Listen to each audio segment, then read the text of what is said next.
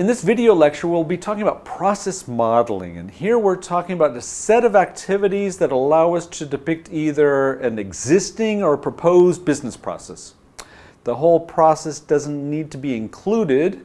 You can diagram only part of a process as long as it supports your objectives. That's the most important thing. So here are some of the uses a business analyst could have for using this method. First of all, starting with organizing or trying to put some structure to what you're compiling. Next one would be discovery, diagrams which help you explore and gain new information. Forecasting, or trying to construct some prognosis of what a future situation could look like. Quantifying some elements or some element or elements. Describing a concept or approach. Verification, making sure that you understood the concept right. Validation, or ensuring you're identified the need and making sure that you get the okay to move forward. A process can describe how multiple people or groups collaborate over a period of time to perform work. Processes involve a number of activities that are linked by a sequence flow. A process is repeatable and may have multiple paths to completion. By nature, a process is initiated by an event in the business domain, such as a sale of a product to a customer, a request for information by a senior executive, or a failure to complete a transaction. 3 examples you can pick up. Events may be actions taken by a person, rules which can cause action to be taken, or simply the passage of a period of time. The process model may involve mutual activities, be completely automated, or a combination thereof. A process is complete when the objective or the goal of the process has been completed. A process model is a visual representation of the sequential flow, the order on how the process progresses, and control logic, or how the process is managed. And here we refer to a set of related activities or actions.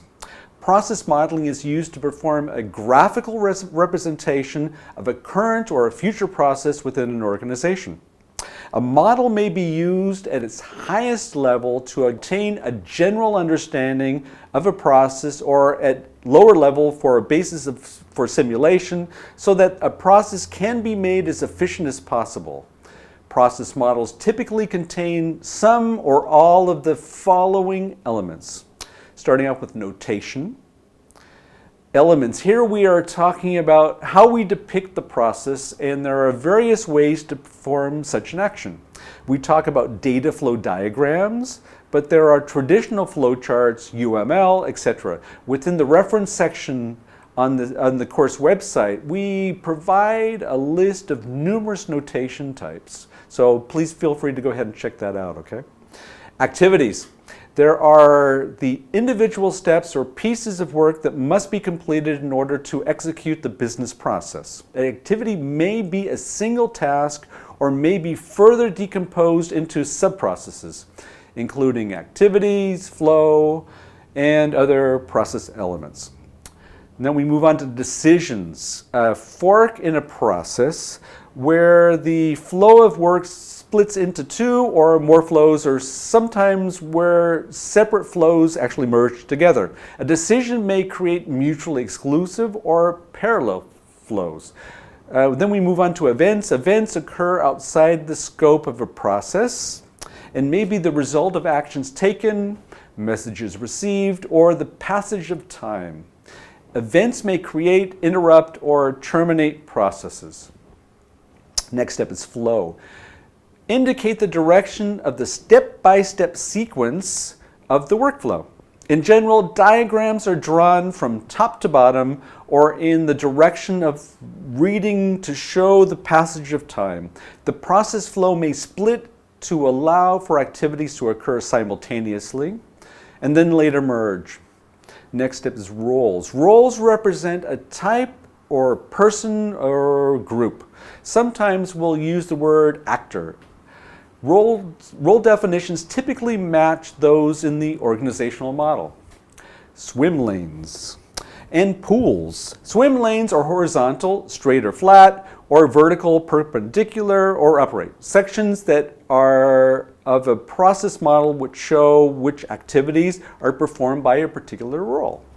When the flow of work crosses the boundary of a swim lane, responsibility for that work then passes to another person or a group within the organization. A pool represents an organizational boundary. So what does that mean? Within an organization, you have different departments. Just remember, each department wants to have their own pool. Just kidding. Sorry, just kidding. We could have a number of swim lanes, though. Usually a process will include one pool for the customer and the second pool for the organization, but in essence, you can have any kinds of variations, whatever works that fits your purpose, basically. Terminal points. Terminal points represent the beginning or the end of a process or a process flow. A terminal point generally represents some kind of event that is visible to the organization or outside of it.